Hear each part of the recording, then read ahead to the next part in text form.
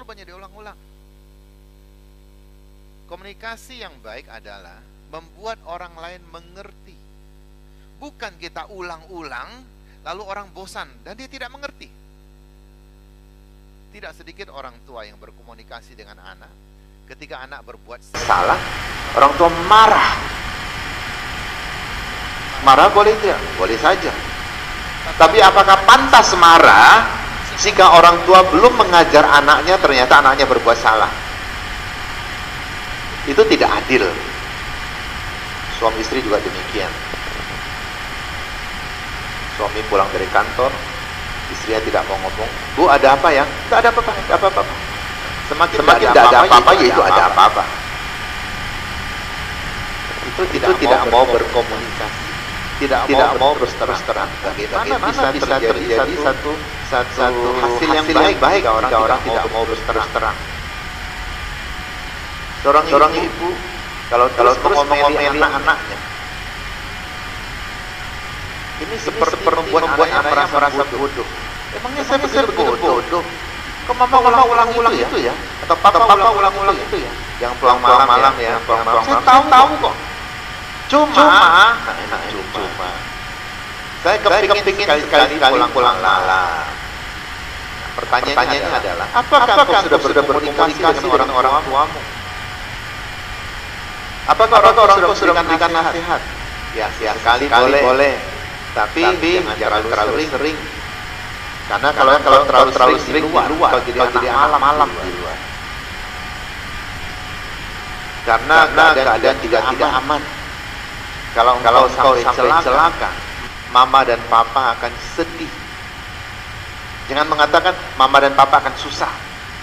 Susah ini berarti anaknya merasa, wih, berarti saya menyusahkan papa dan mama. Sebenarnya iya sih, menyusahkan. Cuma orang tua mungkin tidak bisa menyampaikan dengan diplomatis. Mama dan papa sedih kalau engkau sampai terjadi apa-apa yang tidak baik. Ini artinya apa?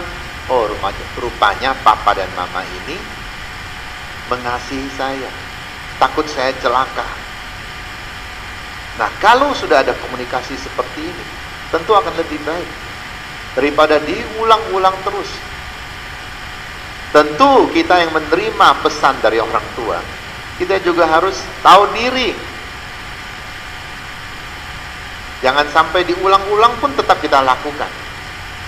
Ini juga satu masalah. Bahkan kadang-kadang ada anak yang semakin dinasihati, dia semakin melawan, semakin berbuat sesuatu yang orang tuanya tidak senang. Atau suami dan istri sama.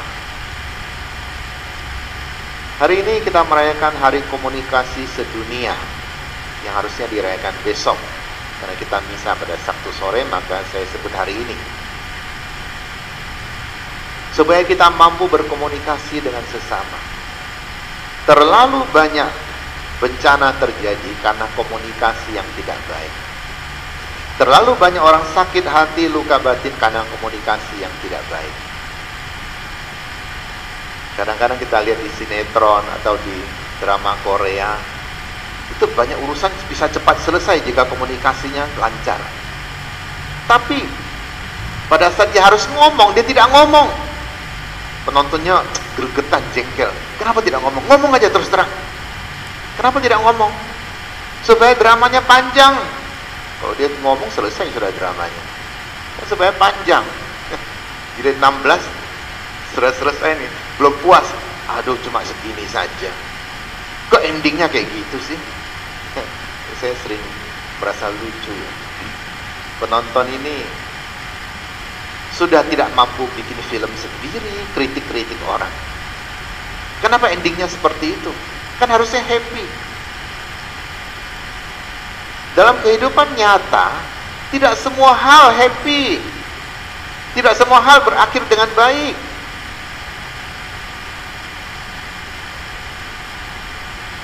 Misalnya baru-baru ini ada drama yang lagi hit. The Worst of Marriage Couple. Wah, sudah nonton? Sudah ya. Penonton tidak puas. Kenapa suami istri tidak bersatu lagi? Ketika suaminya selingkuh, penonton kan marah sama suaminya, marah sama pelakor juga, anggap suaminya tidak benar. Kenapa orang yang kau anggap tidak benar harus kau satukan lagi? Pertanyaan saya adalah, kalau penonton mengalami hal seperti itu, maukah engkau bersatu lagi? Wah, kalau saya sih tidak mau. Nah, kenapa kau paksa dia bersatu di film? Ini kan aneh menurut saya. Menurut saya itu kita harus melihat dengan mata yang bijaksana. Tidak semua orang bisa disatukan. Terkadang saya sedih melihat suami dan istri tidak bisa bersatu, berbeda pendapat, bahkan sangat berbeda, saling menolak. Sedih. Tapi itu juga bukan alasan mereka harus bercerai. Gereja Katolik memaklumi jika pasangan saling menyakiti dan akan mendatangkan luka yang sangat dalam, maka ada baiknya mereka tidak tinggal bersama-sama, tinggal terpisah. Tapi bukan gereja menganjurkan orang untuk bercerai, tidak. Kalau tinggal bersama akan saling menyakiti, lebih baik tidak tinggal bersama dan tidak saling menyakiti. Dua-duanya akan baik. Tetapi ini juga bukan berarti karena sudah tinggal pisah, maka yang satu mengurus anak, yang lain tidak perlu urus. Tetap harus mengurus, karena itu kewajiban orang tua. Tinggal bersama lebih gampang mengurus. Kalau tidak mampu tinggal bersama, ya sudah, tinggal terpisah. Bahkan ada orang yang tidak tinggal terpisah, malam hari tidur pun beda kamar. Katanya pisah ranjang. Oke saja, tidak masalah. Tapi saya tidak menganjurkan. Kalau memang lebih baik begitu, lakukanlah. Karena gereja lebih berharap bahwa orang hidup dalam keadaan nyaman dan baik. Kenapa orang tidak bisa berdamai? Karena pasti ada orang yang tidak mau memaafkan. Itu satu. Atau sudah pernah berusaha memaafkan, tetapi yang lain tetap berbuat salah, tetap menyakiti, lalu menjadi tawar hati. Karena cinta itu bisa menjadi tawar, rasa suka bisa menjadi tawar. Kedua, ada orang yang terus berbuat salah, meskipun sudah dia maafkan, dia ulang-ulang kesalahannya. Nah, kalau itu sudah menjadi kebiasaan dan tidak ada yang mau saling mengalah, ya sudah, tinggal terpisah saja. Tapi kewajiban tetap harus dilakukan. Mengapa orang perlu surat cerai? Terkadang ini untuk membuat dirinya legal untuk mendapat pasangan baru lagi. Dan ini tidak diizinkan di dalam gereja Katolik. Tidak ada perceraian. Lagi pula perceraian itu akan menimbulkan luka yang dalam bagi anak-anak. Kalau tidak punya anak, ya masih lumayan. Kalau punya anak akan melukai. Ketika orang bercerai, maka masyarakat yang tidak sepandangan dengan gereja akan menganggap, nah orang ini sudah bebas. Dia boleh diganggu, dia boleh digoda, bahkan dia juga bisa dilecehkan karena tidak ada yang melindunginya lagi, terutama kaum wanita dan anak-anak. Ketika orang tua bercerai, sering masyarakat menganggap bahwa ini adalah kaum lemah yang bisa kita tindas, yang bisa kita rundung. Rundung ini bully ya. Saya menggunakan rundung karena ini bahasa Indonesia. Sedapat mungkin kita pakai bahasa Indonesia. Sering orang berpikir kalau bercerai akan lebih aman. Saya tidak ada lagi hubungan dengan dia. Di hadapan Tuhan, pria dan wanita yang sudah diikat menjadi satu, ini tetap ada hubungan sampai maut memisahkan mereka. Tidak ada yang bisa mengatakan bahwa karena sudah ada surat cerai maka tidak ada hubungan lagi. Tetap ada. Lebih-lebih anak ada hubungan darah dengan orang tua. Nah, banyak hal terjadi, hal buruk terjadi. Ini karena apa? Karena tidak ada komunikasi yang baik. Komunikasi ini bukan berarti saya menyapa engkau, engkau balas menyapa saya. Kalau demikian, itu hanya sekedar dialog saja. Dialog dalam film. Apakah dialog dalam film adalah sesuatu yang nyata? Tidak nyata. Penulis skenario menulis apa, lalu pemerannya juga harus membaca itu. Tidak nyata itu. Tapi dalam kehidupan yang nyata, dialog yang baik adalah bukan sekedar saling menyapa. Tetapi ketika saya menyapa, saya menunjukkan bahwa saya menghargai engkau.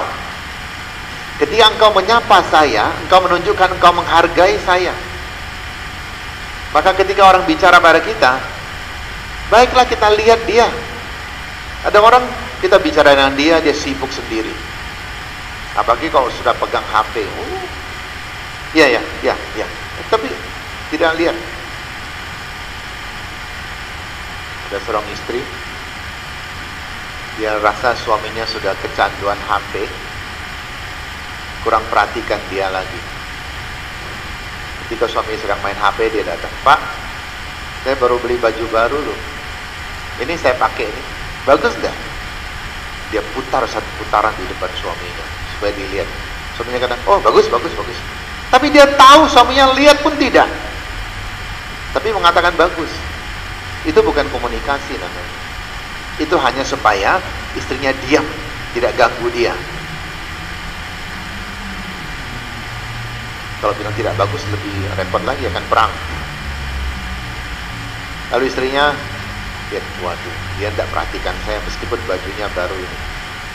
Dia masuk ke kamar, dia keluar lagi, tidak pakai baju sekarang. "Pak, yang ini bagus gak?" Suaminya bilang, bagus. Tapi jangan lupa setrika dulu. Artinya istrinya sudah keriput ya, perlu setrika dulu.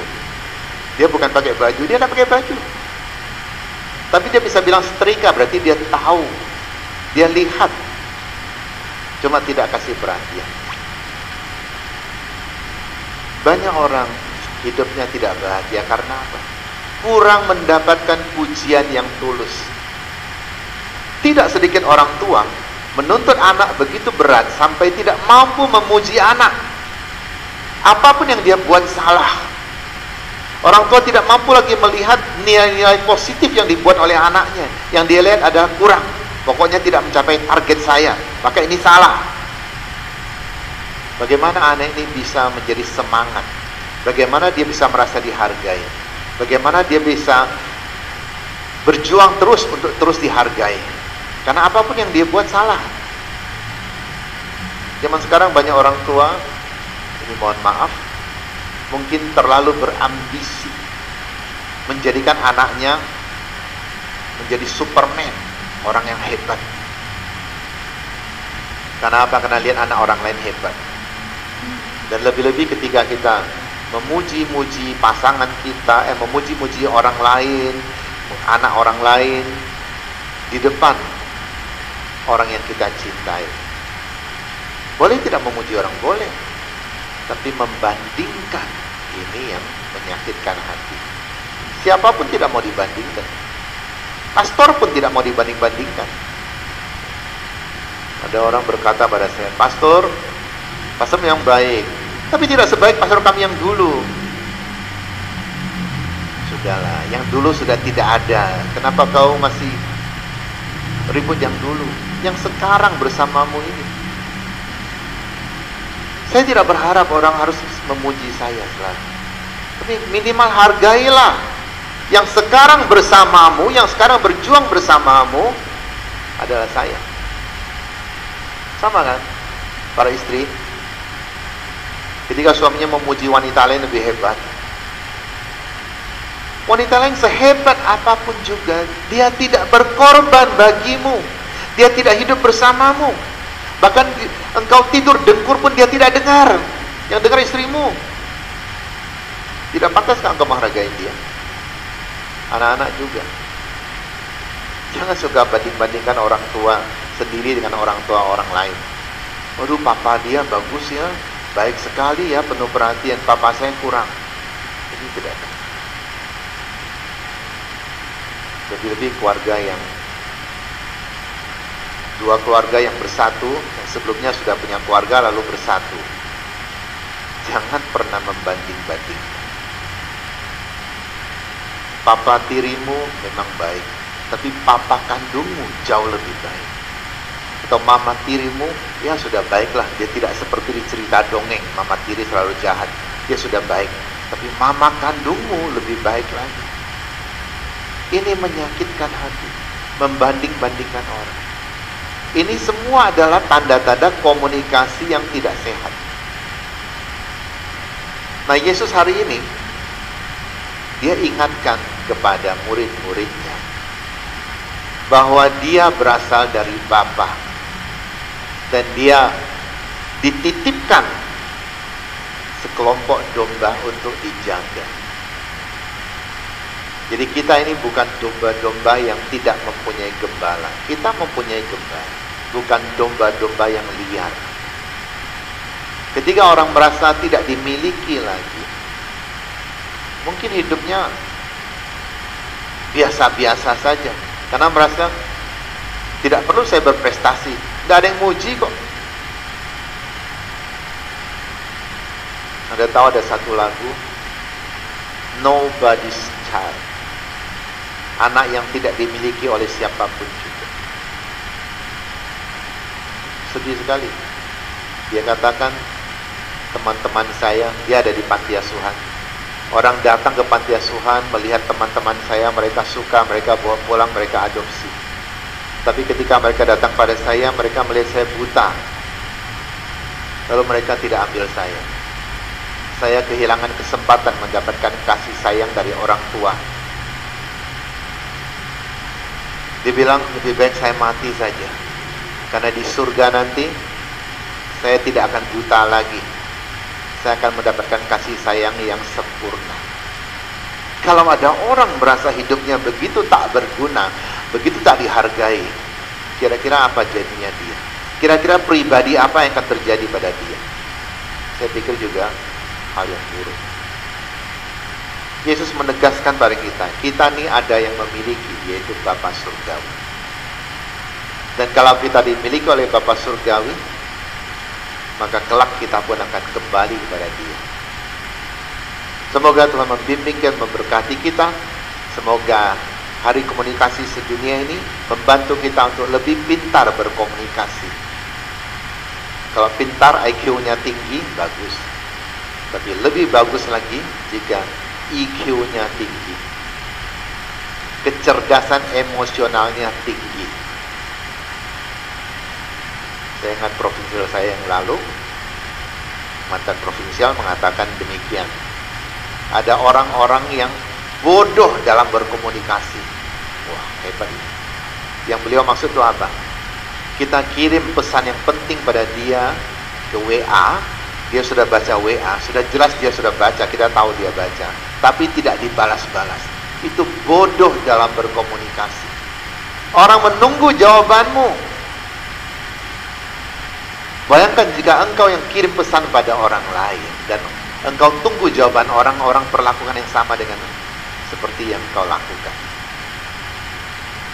Komunikasi yang baik jika kita tahu menanggapi dengan tulus dan juga tahu untuk bereaksi dengan baik. Bereaksi dengan baik itu artinya apa?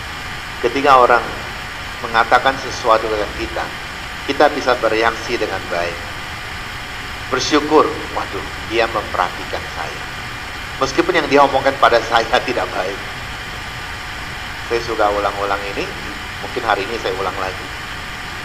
Ada orang-orang yang sangat tidak pintar berkomunikasi. Setiap kali ketemu orang, aduh, pastor tambah gemuk, yang lihat pipinya itu kayak bakpao. Apa urusannya pipiku dengan engkau? Mengganggu engkau kan? Tapi orang yang sama suka kirim makanan kepastoran. Nah, ini yang heran juga saya. Kau kirimlah, saya tidak akan makan karena aku sudah bilang saya gemuk. Gemuk tidak baik, Kang. Wih, kalau bayi, anak kecil gemuk, kita senang, senangnya bisa cubit-cubit pipinya dan sebagainya. Karena dia belum bisa melawan. Coba bisa melawan, kau cubit lah.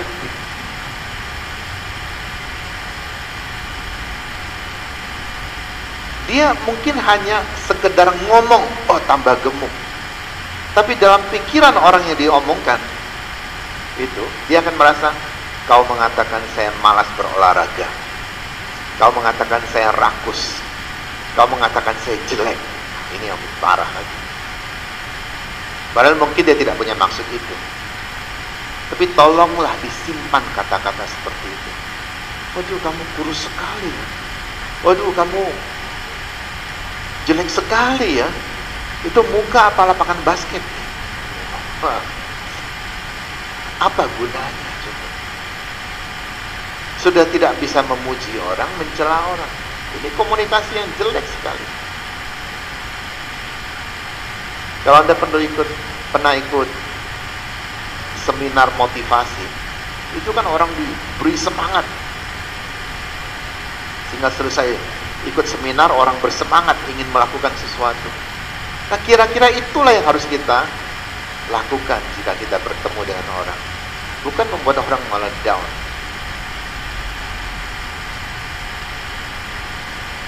Lebih-lebih menilai fisik orang. Itu body shaming.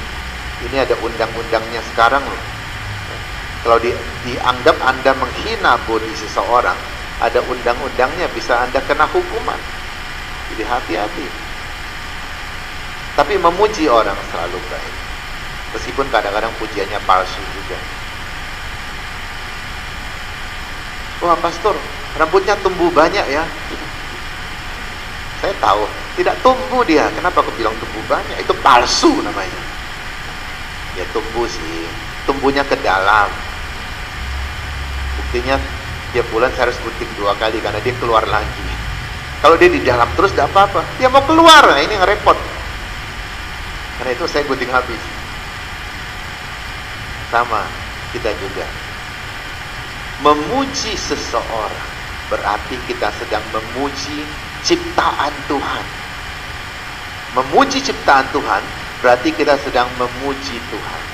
Alangkah indah. Semoga kita menjadi kawanan-kawanan yang penuh kepercayaan diri, berjalan ke hadapan Tuhan, dan siap menerima Roh Kudus yang akan berkarya, membantu kita menjadi berkat bagi dunia dan bagi keluarga kita sendiri. Amin.